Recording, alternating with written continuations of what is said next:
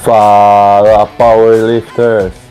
Aqui é o Jonathan e está começando mais um vídeo da minha série de preparação para o Campeonato Paulista de Powerlift. E hoje, um vídeo um pouco diferente. Falarei sobre a minha periodização, ou seja, o método de treinamento que utilizo na minha preparação. Solta a vinheta.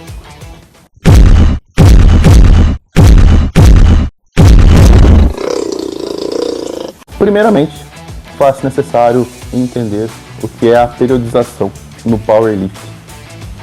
E em simples e curta explicação, é nada mais do que a divisão do treinamento em fases, em blocos ou ciclos, que possuem objetivos distintos e um objetivo em comum, que é a otimização do resultado do atleta ao final daquela periodização, daquela fase de treinamento.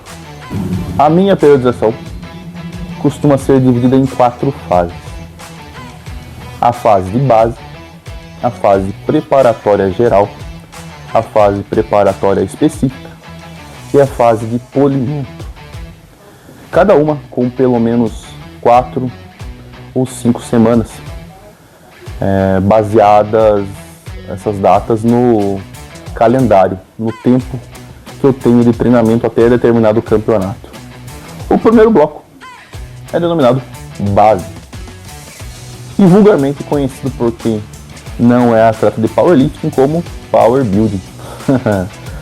E simplesmente é a fase em que nós utilizamos cargas menores em uma frequência menor, em uma faixa de repetições mais alta, visando o desenvolvimento muscular do atleta, daqueles padrões de movimentos, utilizando os básicos de competição e suas variações e acessórios.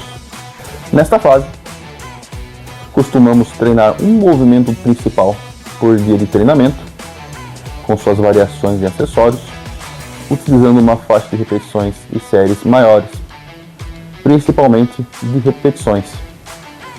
Costumamos utilizar entre 6 e 8 repetições nos movimentos principais e nas variações e nos acessórios, visando a maturação muscular do atleta de powerlifting, porque em última instância, músculo move peso. Há outros fatores, obviamente, mas o desenvolvimento muscular contribui muito para a melhora do resultado que vai ser obtido lá no final da periodização. Não só nisso, como também aumenta a resistência, já que você pratica movimentos compostos, ou seja, multiarticulares, que utilizam mais uma articulação.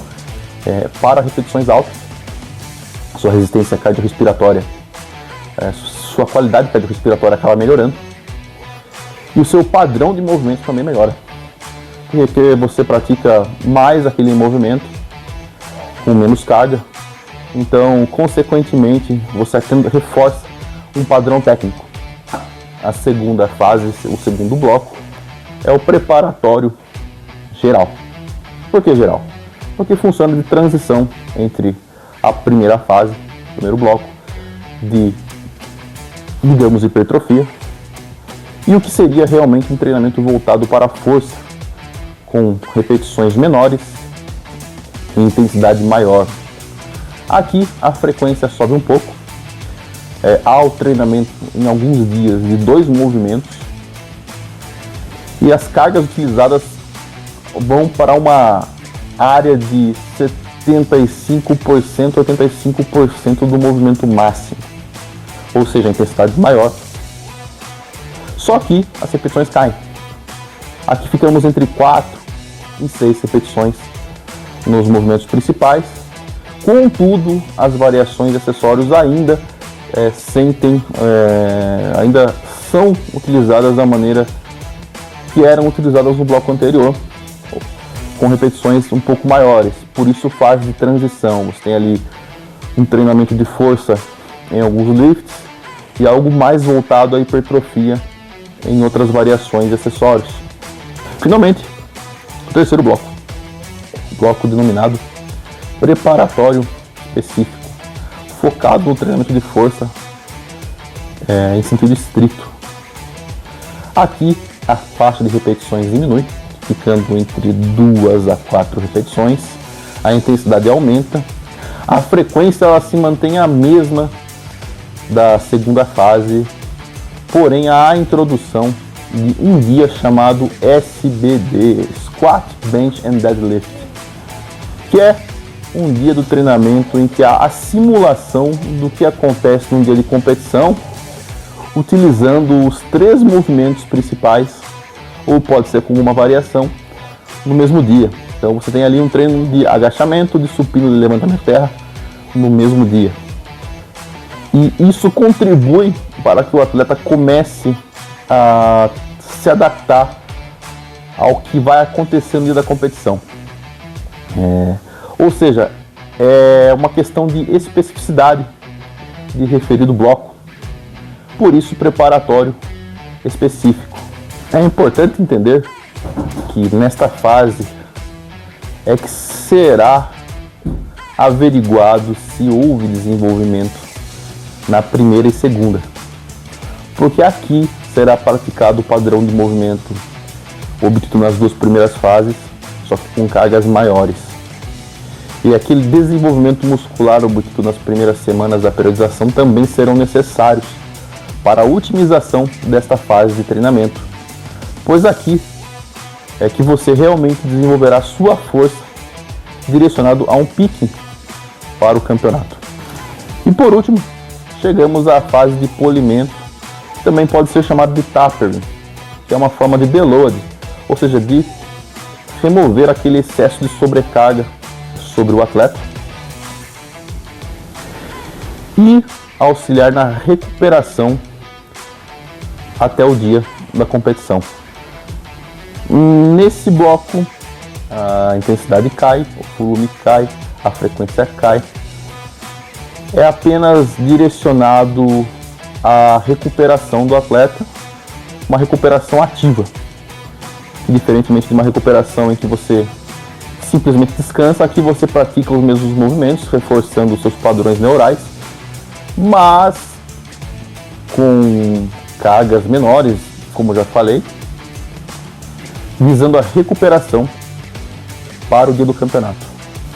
Apesar de ser uma fase que parece não ter tanta importância, é essencial para que o atleta desempenhe bem durante o campeonato, já que nesse momento qualquer erro na recuperação do atleta vai influenciar diretamente nos seus resultados, já que algumas periodizações costumam durar aí 3, 4 meses. São 3, 4 meses de sobrecarga progressiva. Uma hora o corpo precisa recuperar. Alguns atletas planejam, seus treinadores planejam semanas de deload durante a periodização. Não é meu caso.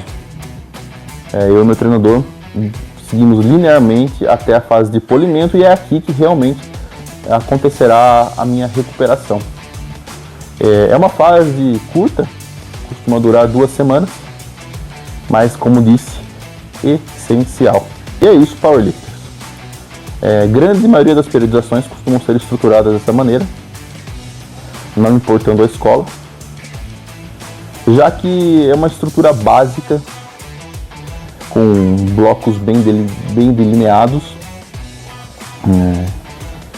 e que permitem ao atleta obter diferentes capacidades ao longo do treinamento para conseguir um desempenho melhor no campeonato.